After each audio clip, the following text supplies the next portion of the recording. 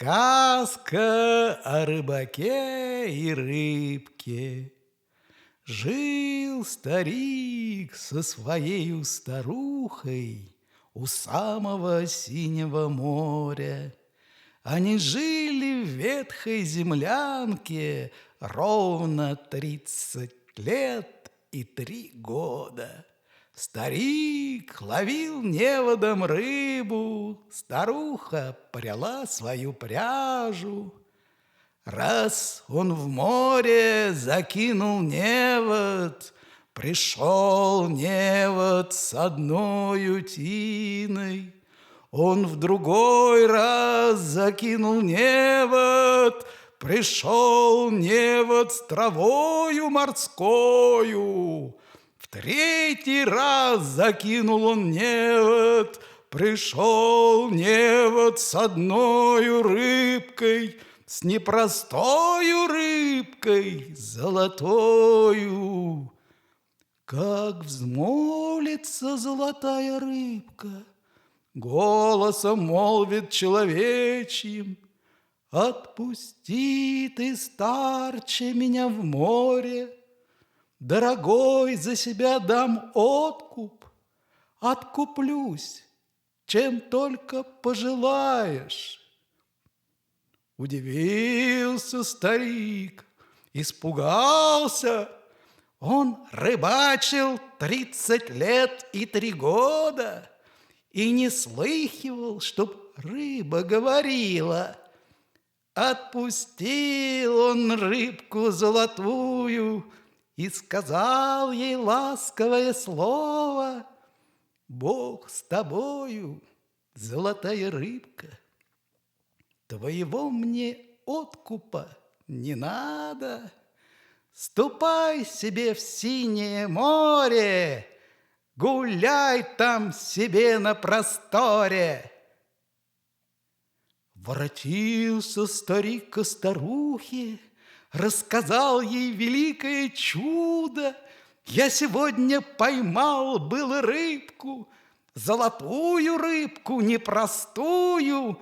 По-нашему говорила рыбка, домой в море синее просилась, дорогою ценою откупалась, откупалась, чем только пожелаю. Не посмел я взять с нее выкуп, так пустил ее в синее море». Старика старуха забранила: «Дурачина ты, простофиля! Не умел ты взять выкупа с рыбки, хоть бы взял ты с нее корыто, наша-то совсем раскололась». Вот пошел он к синему морю, видит, море слегка разыгралось. Стал он кликать золотую рыбку. Приплыла к нему рыбка и спросила: «Чего тебе надобно, старче?» Ей с поклоном старик отвечает: «Смилуйся, государыня рыбка, разбранила меня моя старуха, не дает старику мне покою, надо ей новое корыто, наша-то совсем раскололась». Отвечает золотая рыбка: «Не печалься, ступай себе с Богом, будет вам новое корыто». Воротился старик ко старухе. У старухи новое корыто. Еще пуще старуха бранится: «Дурачина ты, простофиля! Выпросил, дурачина, корыто! В корыте много ль корысти? Воротись, дурачина ты, к рыбке, поклонись ей, выпроси уж избу». Вот пошел он к синему морю, Стал он кликать золотую рыбку. Приплыла к нему рыбка, спросила: «Чего тебе надобно, старче?» Ей старик с поклоном отвечает: «Смилуйся, государыня рыбка, еще пуще старуха бранится, не дает старику мне покою, избу просит сварливая баба». Отвечает золотая рыбка: «Не печалься, ступай себе с Богом, так и быть, изба вам уж будет». Пошел он ко своей землянке, а землянки нет уж и следа. Перед ним изба со светелкой, с кирпичную беленую трубою, с дубовыми тесовыми воротами. Старуха сидит под окошком, на чем свет стоит, мужа ругает: «Дурачина ты прямой, простофиля! Выпросил простофиля избу! Воротись, поклонись рыбке! Не хочу быть черною крестьянкой, хочу быть столбовою дворянкой!» Пошел старик к синему морю. Неспокойно синее море. Стал он кликать золотую рыбку. Приплыла к нему рыбка, спросила: «Чего тебе надобно, старче?» Ей с поклоном старик отвечает: «Смилуйся, государыня рыбка, пуще прежнего старуха вздурилась, не дает старику мне покою, уж не хочет быть она крестьянкой, хочет быть столбовою дворянкой».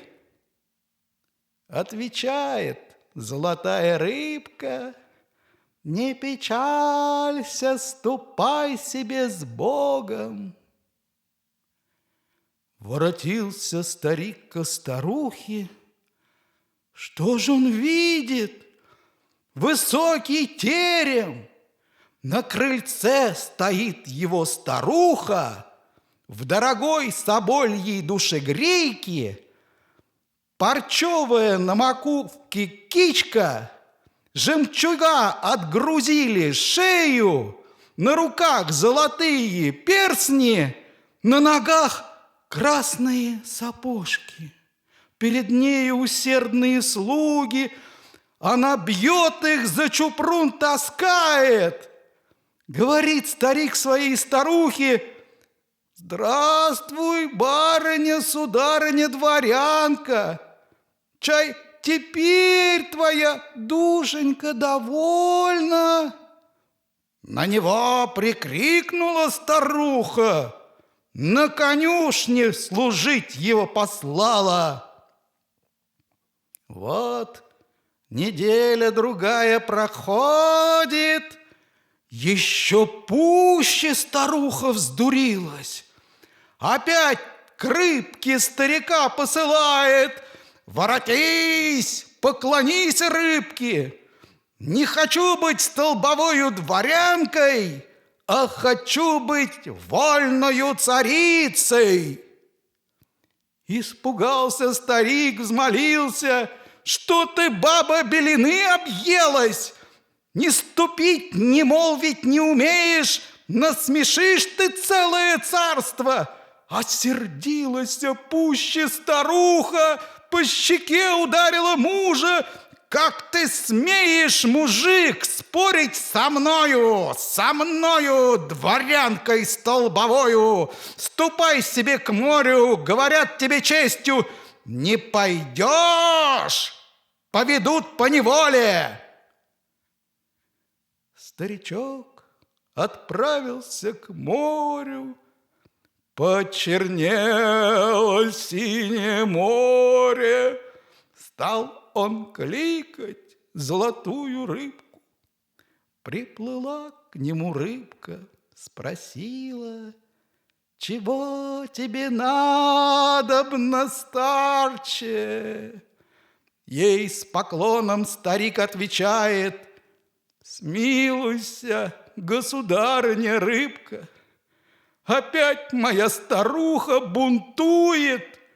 Уж не хочет быть она дворянкой, хочет быть вольною царицей».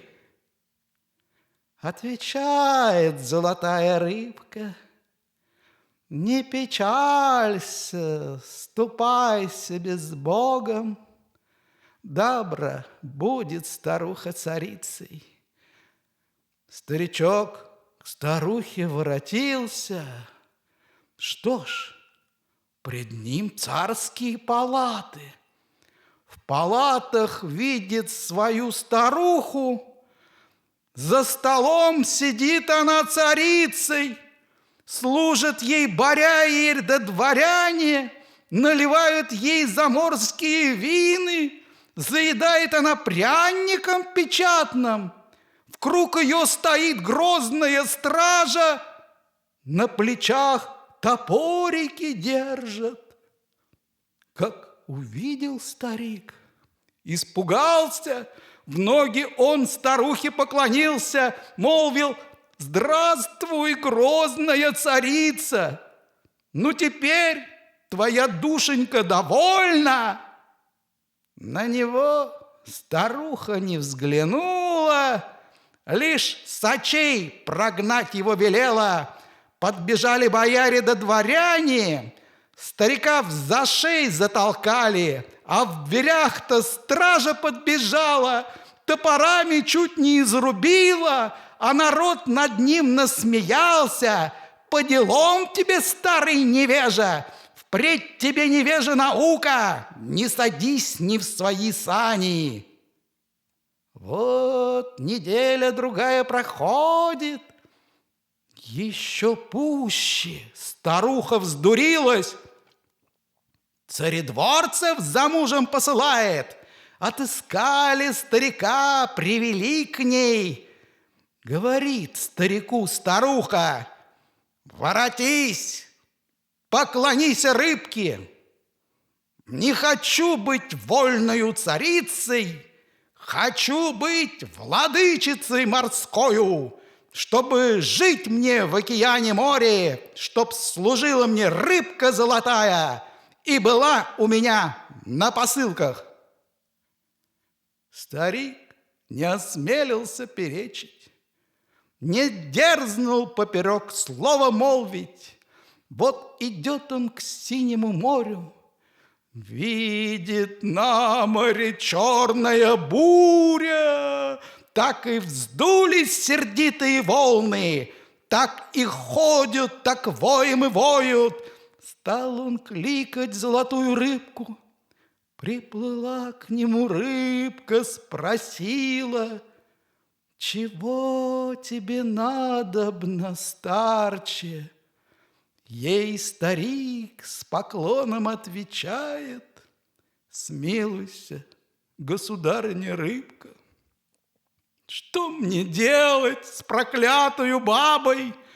Уж не хочет быть она царицей, хочет быть владычицей морскою, чтобы жить ей в океане море, чтобы ты сама ей служила и была бы у нее на посылках». Ничего не сказала рыбка, лишь хвостом по воде плеснула и ушла в глубокое море. Долго у моря ждал он ответа, не дождался, к старухе воротился. Глядь, опять перед ним землянка. На пороге сидит его старуха, и пред нею разбитая корыта.